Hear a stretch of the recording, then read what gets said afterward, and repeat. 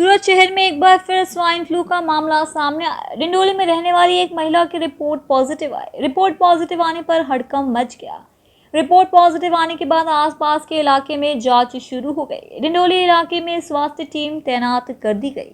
Seasonal flu એ swine flu છે અને એની અંદર ગળાની અંદર દુખાવો થવો, તાવ આવવો, ખાંસી આવવી એ પ્રકારના લક્ષણો છે. અત્યારે છેલ્લો કેસ આપણને ડિંડોલીની અંદર 80 યર્સની ફિમેલ જે છે તેમાં જોવા મળ્યું છે. સ્વાઇન ફ્લૂ ચોક્કસપણે એની ટ્રીટમેન્ટ છે, સારવાર છે, ટેમીફ્લુ નામની દવા છે, એટલે કોઈ પણ પ્રકારની ચિંતા કરવાની જરૂર નથી. વાયરલ ઇન્ફેક્શન છે એટલે જે પણ કેસીસ આવે છે તો તાત્કાલિક કોર્પોરેશન દ્વારા ત્યાં ટીમ મોકલવામાં આવે છે. એના ફેમિલી કોન્ટેક્ટ, એના સોશિયલ કોન્ટેક્ટ અને એના ઇવન જે કમર્શિયલ કોન્ટેક્ટ છે એટલે જ્યાં કામ કરે છે એ બધા જ ક્લોઝ કોન્ટેક્ટને આપણે પ્રિકોશનરી સારવાર આપીએ છીએ અને એના લક્ષણો પણ તપાસીએ છીએ અને જરૂર લાગે તો આપણે એ લોકોને ટેસ્ટ કરાવીએ છીએ. તો સ્વાઇન ફ્લૂ એનાથી ગભરાવાની જરૂર નથી અને ચોક્કસ એની સારવાર ઉપલબ્ધ છે.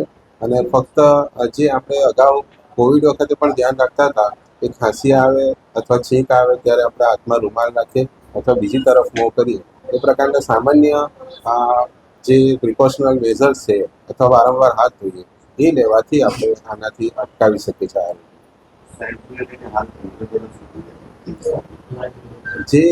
જે વિસ્તારમાંથી કેસીસ આવે છે ત્યાં મેં કહ્યું તેમ એક મેડિકલ ટીમ મોકલવામાં આવે છે અને સેમ વસ્તુ જે હોસ્પિટલને તમામને એલર્ટ કરવામાં આવ્યા છે કે એ લોકો તાત્કાલિક આપણને નોટિફાઈ કરે એ પ્રકારના જે પણ લક્ષણો ધરાવતા વ્યક્તિ હોય એનું ટેસ્ટિંગ કરે, જેનું ટેસ્ટિંગ સિવિલ હોસ્પિટલ ખાતે અત્યારે ઉપલબ્ધ છે. ત્યાં ટેસ્ટ કરાવે અને જેથી આ રોગ વધુ પ્રમાણે ફેલાય. મહિલાને સિવિલ હોસ્પિટલમાં દાખલ કરવામાં આવેલા છે અને ત્યાં સિવિલની અંદર જ આ ટેસ્ટિંગ થાય છે અને અત્યારે તેઓ સારવાર કરે છે.